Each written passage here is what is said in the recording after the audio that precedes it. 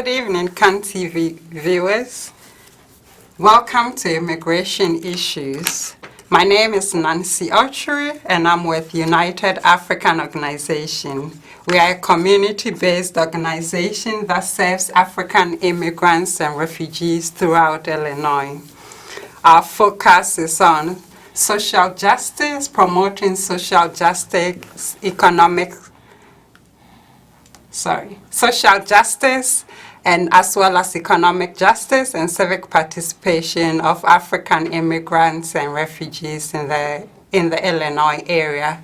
With me today is Ms. Stella O'Carey. Stella, welcome to the show. Thank you for having me.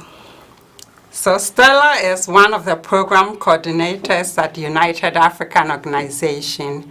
Many people know United African Organization as UAO. And Stella works with our youth as well as coordinating our employment programs. So we're happy to have you here. Welcome again. I'm happy to be here too. Thank you. Yeah. Stella is actually from Nigeria.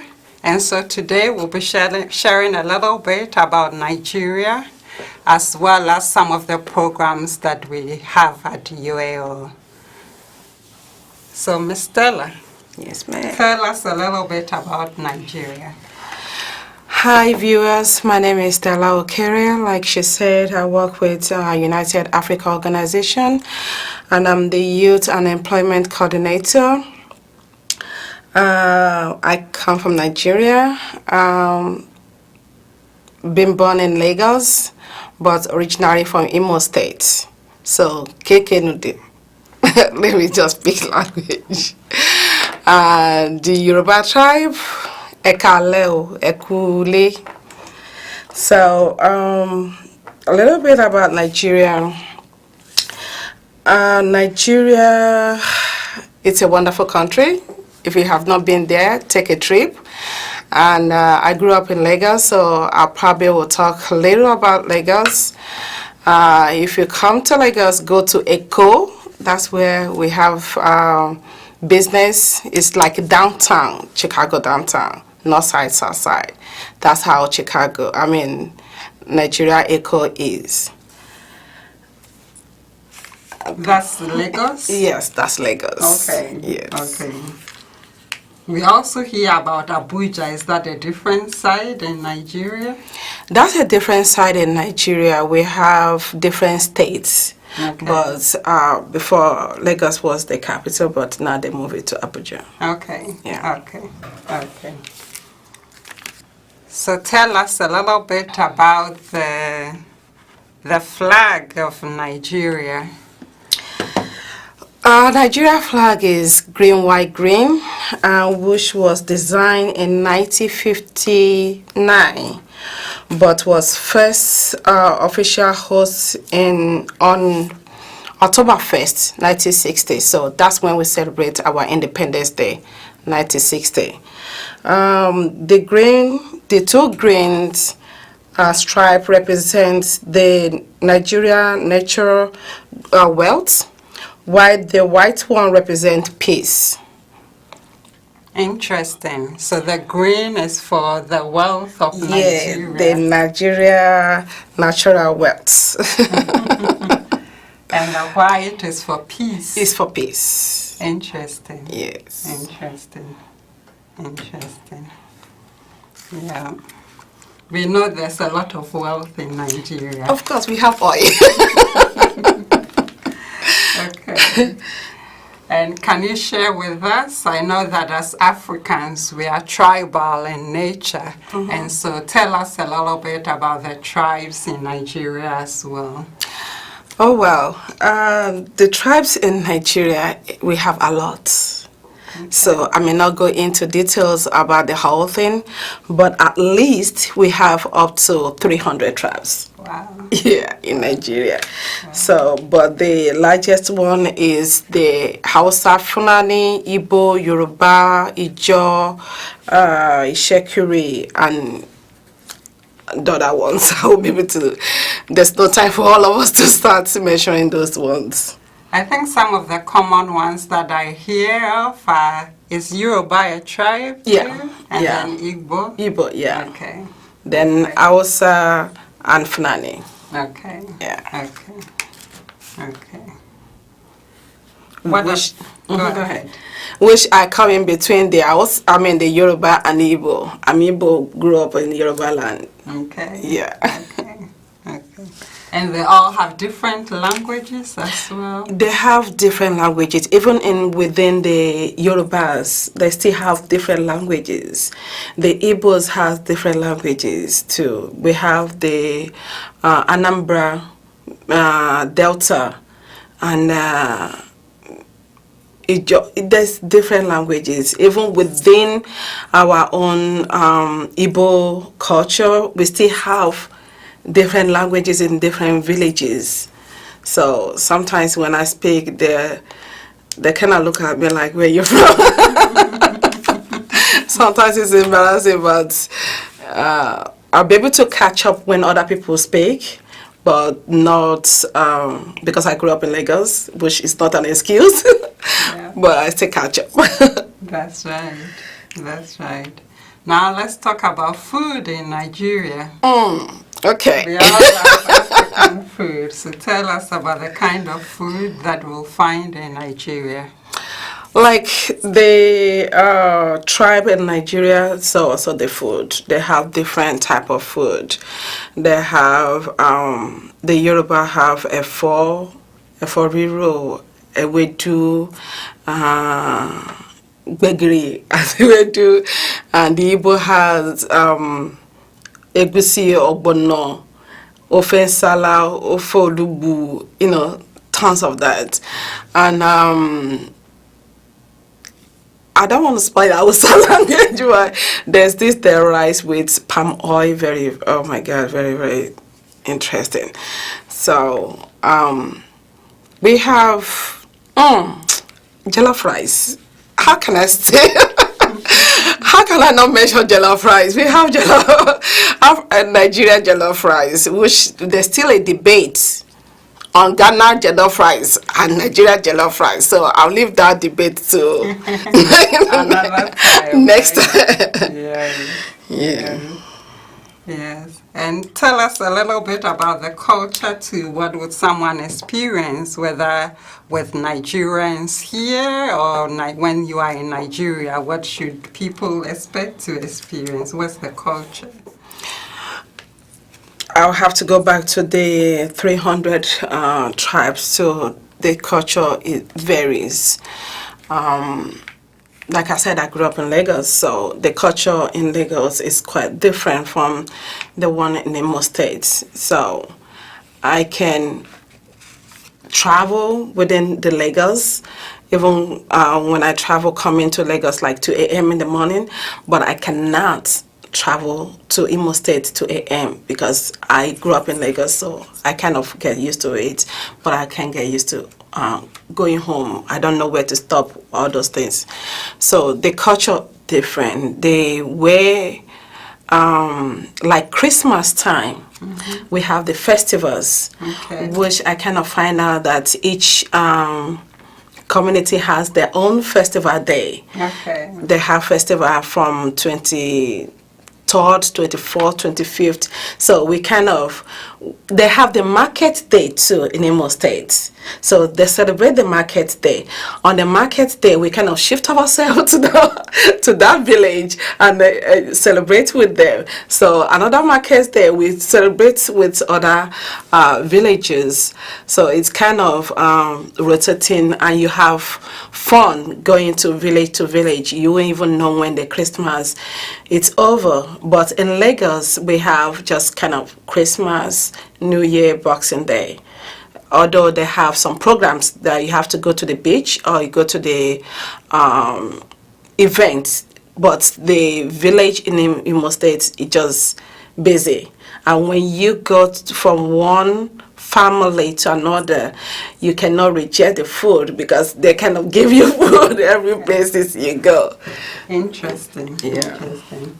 I know we're going to talk about the Nigerian community here in a bit, but when you mention festivals, are the festivals that happen here in Chicago similar to the kind of festivals that take place in Nigeria as well?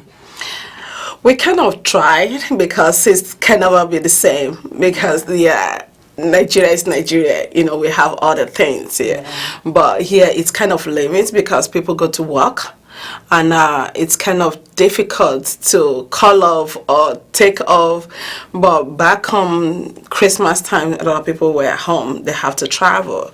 But here on the Christmas day, people have to work because it's kind of 24 hours thing. So, but we kind of try. We have the New Yam Festival, which they celebrate every last Saturday of July. So they kind of rotated from one avenue to another. Like the last time was Jackson Park. So you come there, it's open to the public. You come there, you eat. You don't need to bring your food if you don't want to.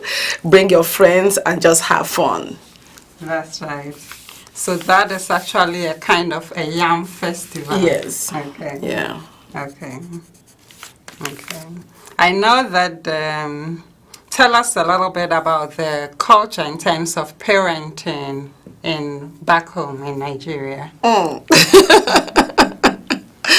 I would say the kids here kind of enjoy it because they kind of limit the parents on the way to take care of their children here.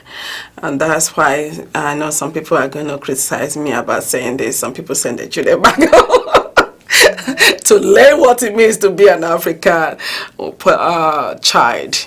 But the parenting over there, it's kind of family support, whereby if you did something wrong, before your parents come back home, other parents on the street will have smack you on the head before you get home.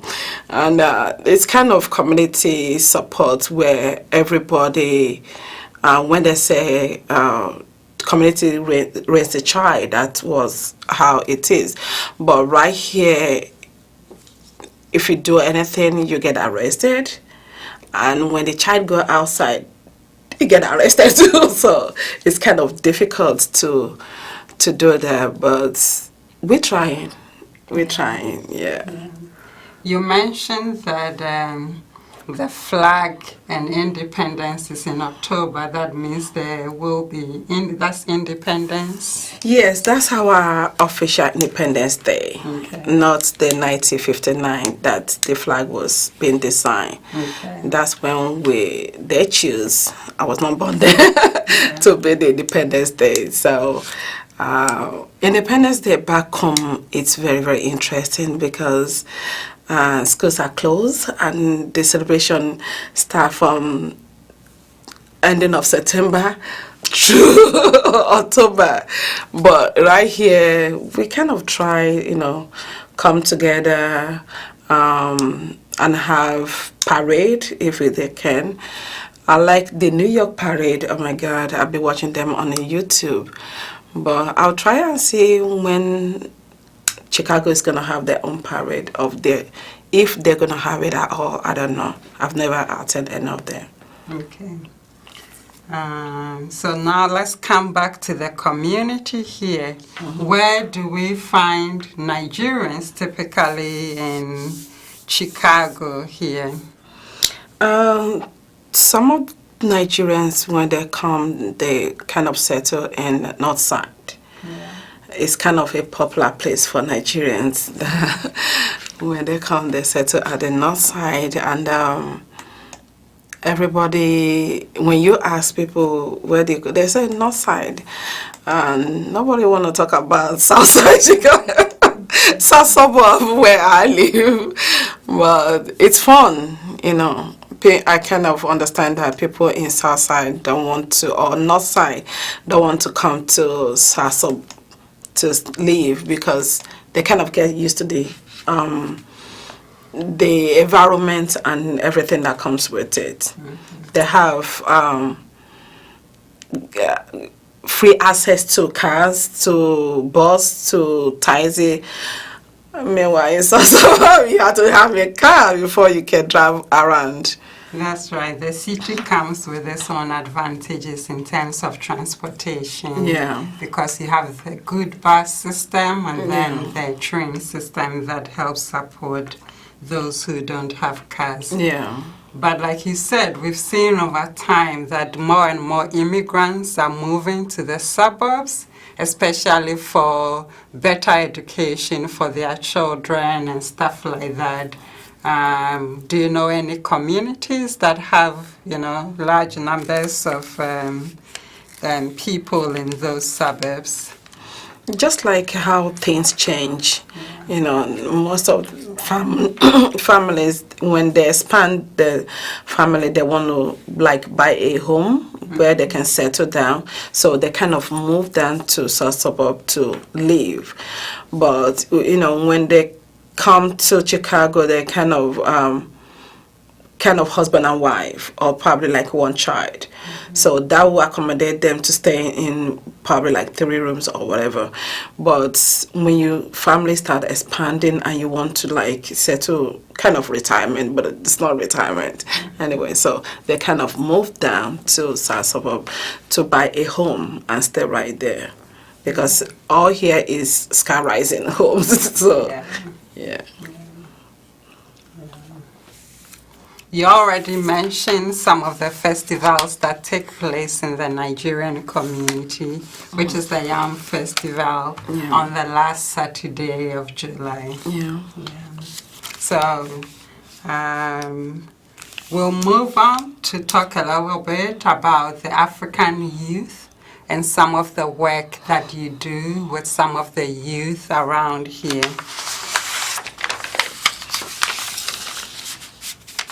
So tell us a little bit about some of the partnerships and some of the programs that exist for the youth, the African diaspora youth. And with the diaspora, we're not just talking about the children of the immigrants, right, but of the larger diaspora, which includes Native African American as well. Oh, well, we had our youth forum that should be in March, I suppose, where the youths have to come together and network with other youths and exchange phone number if they can, or addresses, or their emails. It's kind of bringing the youth together and give them the voice to talk whatever they need to talk about. We don't kind of limit them on this is what we want you to talk about. We just kind of give it to them to voice their own voice and discuss what they're going through, either in the school or at home, so they can relate to other children and find out okay, I'm not the only person in this kind of I won't say trauma, but kind of what's going on in my life. I can relate to other children too. Or somebody making a presentation and said, okay, I'm from Africa, this is how I was brought up. You kind of see the similarity within the children and the person presenting it, oh, I went through that. Actually, I kind of enjoy watching YouTube videos about Nigeria parenting and with my daughter. And I watched one with one of our interns. Whenever the children were interacting with each other, my parents did this. Almost all of them would scream, the same thing happened to me. The same thing. It's but there's no way we parents has a dialogue or an agenda. This is what we're going to do to our children, but that is how we grew up. So we kind of try to make sure that these children come around and don't feel isolated, don't feel my mom don't like me, my dad hates me, why should I go through all this? So when they come together and they are the ones presenting the topics within themselves. We kind of relax and let them do the talking. So when their own peers talk about what they're going through or how they're doing it, they kind of, relate and be able to see to themselves like, okay, I'm not the only one going through the whole thing. Absolutely, absolutely. I know that, as you mentioned, that we come from different cultures. The way we were brought up is different. When they come here, they experience something different, and there's always that kind of clash, right, between what the parents know and what these children are experiencing, and how they are able to find balance in between the two. And so that's really interesting. And most of the time they struggle to find the fit with the larger community that is here, because for them too, their experiences are always different. And so it's finding the balance between the two. And so creating such opportunities are really important, not just to have their voices heard, but to be able to connect with peers, and be able to learn, and to also build leadership skills among some of them, as you mentioned. So that's really interesting. And we have some partnerships, because we have After School Matter, which is Miss Vicky is the president of, or will I say CEO of the African Caribbean Connection. So she do come around with, we have pictures of where where they're having some activities. You can see they're busy creating those things by themselves, and we just kind of allow them to express themselves, either through drawing or through designing or through, we gave them t-shirts to just design the t-shirts the way they want it, and they came up with a lot of interesting designs. Which they love too. That's right. Yeah. And also in connecting them with the culture, because they were learning about the Adinkra symbols and their meaning, and they could pick and choose which one they connect with, and be able to use it in designing their t-shirts along the way. Yeah. And we have another partnership with Cake Village, which is Lande. She has Africa way of, even she had to go to schools and still teach them the African way of doing things, stories, African histories, and all those things. So she helps a lot by bringing her own students to come to our events. Absolutely. Absolutely. And through those partnerships, making the connections with the African culture for the larger African diaspora youth, to be able to connect and build on those relationships and grow really from there. I know that there is an event coming up on October 5th. For the youth to connect again through some of those opportunities. So is there something similar that you plan for the children to be able to, for the youth to be able to connect at this event on October 5th? This one is different because the first one we had was Youth Forum. That was before the school end. And we have back to school events where we kind of give them something to go back to school with. But this one is for them to come back and tell us what they experienced for the first time in the school. If they have any problem, we can just relate to that one and look for any resources.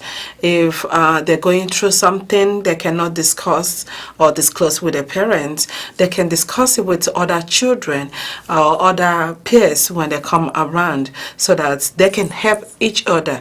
This networking is to say, we're back in school, I'm having this problem in my classes or in this subject, I need help.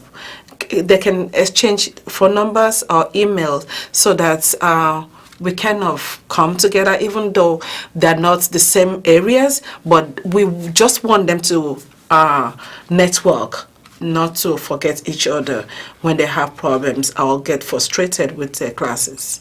So it's more of a peer-to-peer networking program to be able to help bridge with issues at schools and in the classroom. Yes. So thank you so much for being here today, Stella. We've learned a lot from you, not just about Nigeria, the food, the culture, but also the community right here in Chicago, some of the festivals. We also know that independence is coming up, and I'm sure that there will be some celebrations right here in Chicago. I think so. And also about ways in which the large African diaspora youth can come together through this African youth programs to be able to connect and learn from each other. Thank you so much. Thank you and for have a having good me. evening. You Thank you, too. CAN TV viewers, for being with us today. Thank you and good day.